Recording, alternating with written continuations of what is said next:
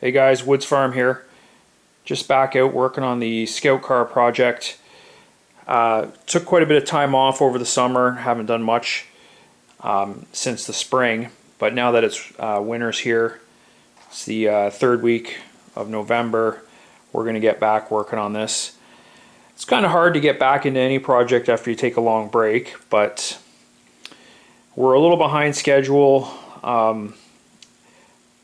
But I think by midwinter I want to have most of the mechanical stuff wrapped up.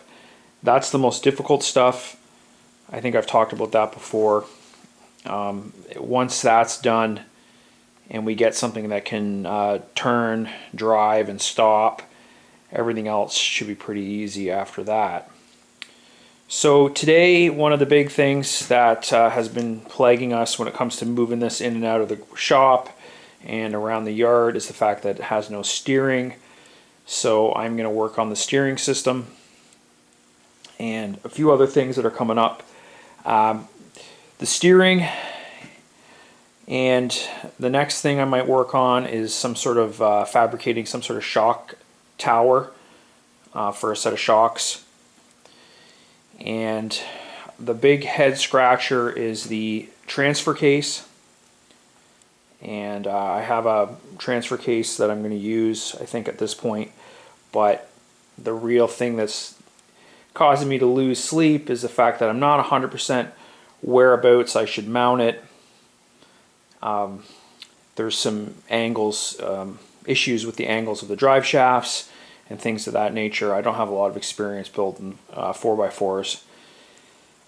So that's really what's causing me the most concern. Obviously the brake system should be pretty straightforward, and we know the engine's running. I am going to try to downgrade to a slightly smaller radiator. I'm going to pull something out of, I don't know, mid-size SUV, something that has 2 electric fans. So that'll be part of the mechanical fabrication that's coming up as well. Probably some shock towers and adding some coilover shocks on the back suspension. So those are all things that are coming up. Yeah, so going back to the drive shaft, unfortunately, because of the way the engine's mounted, we're going to have probably a tunnel in at least the back third, if not the back 2/3 of the compartment. There'll probably be a tunnel in the center. We're talking more about going with a pedestal mount for the actual turret, more like the original. We do have the Hummer turret ring that came with this, but we're thinking an actual pedestal style will work a lot better.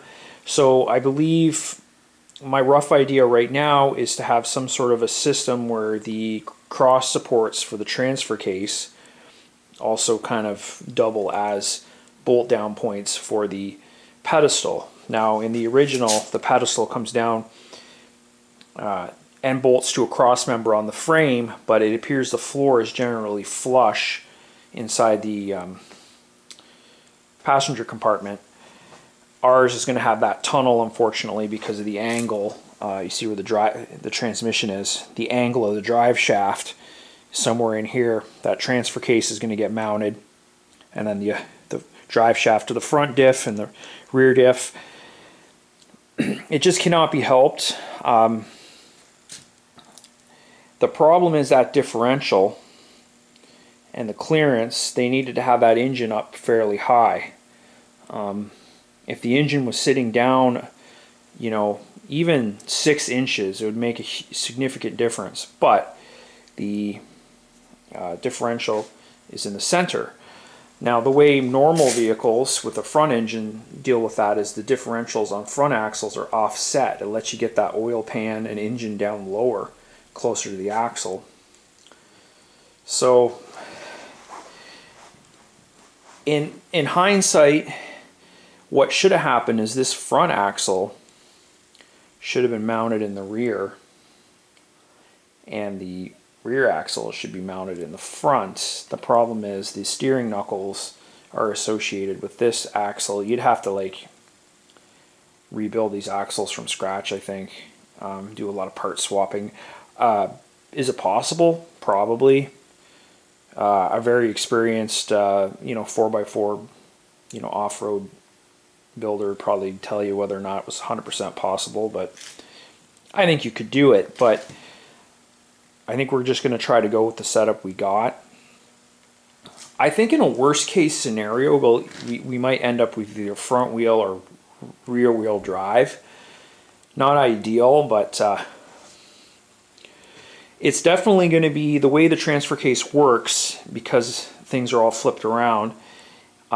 It's going to be an all-wheel drive scenario. So you'll either be able to put it into two-wheel drive and it'll have the front wheels turning, or you'll be able to put it in all-wheel, and which is the configuration that we'll probably drive it in all the time, if everything works out.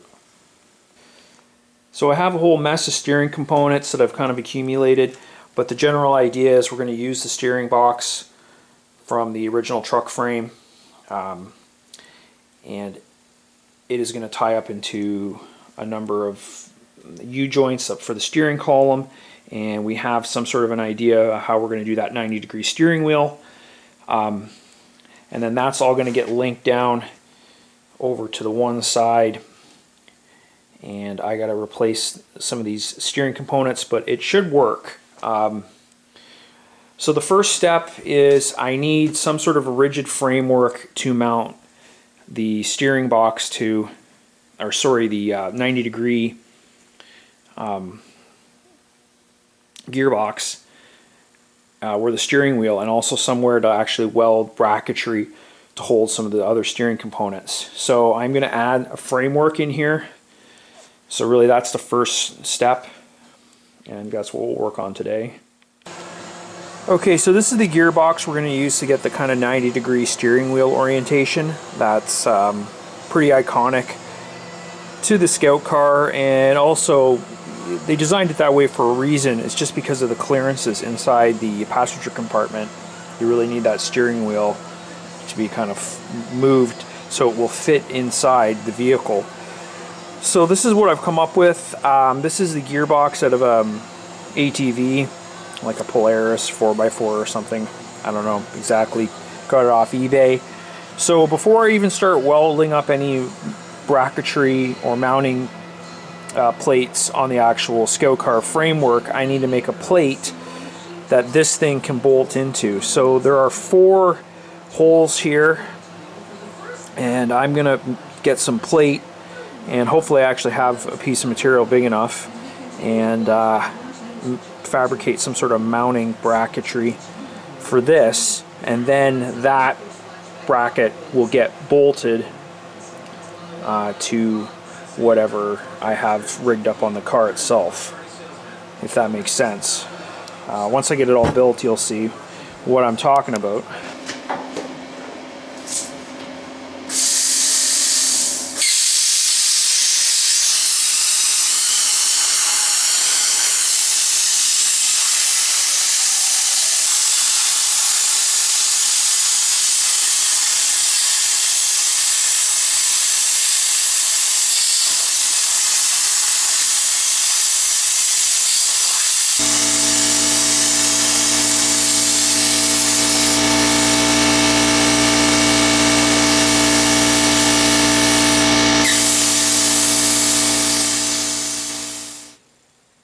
Okay, so there's the hole I cut in the frame, and that's going to get extended to build a shock tower that gives me enough clearance for a 16-inch shock.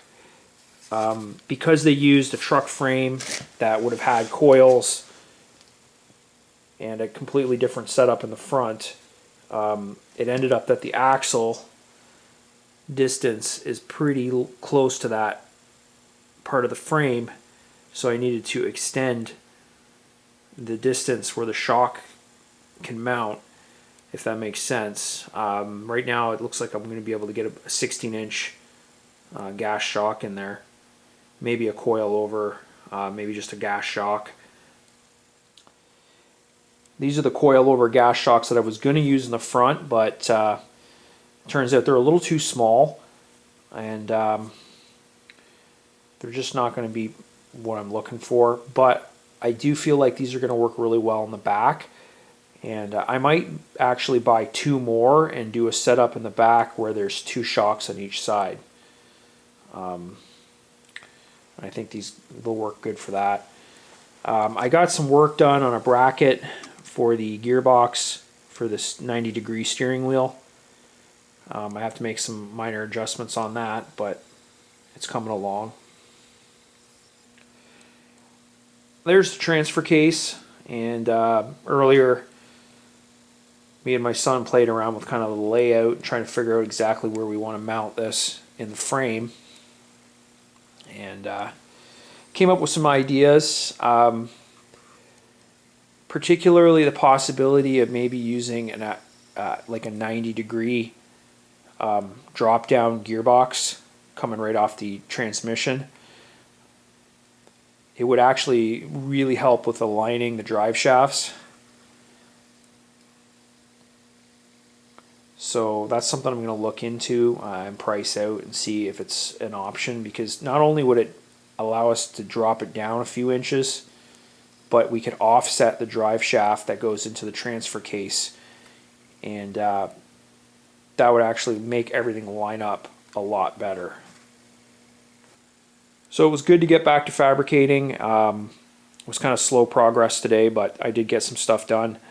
I'm going to have to order some shocks just to finish working on those front shock mounts. But really, I want to get the steering done, I want to get shocks, and then I want to move on to the drive shafts and the transfer case.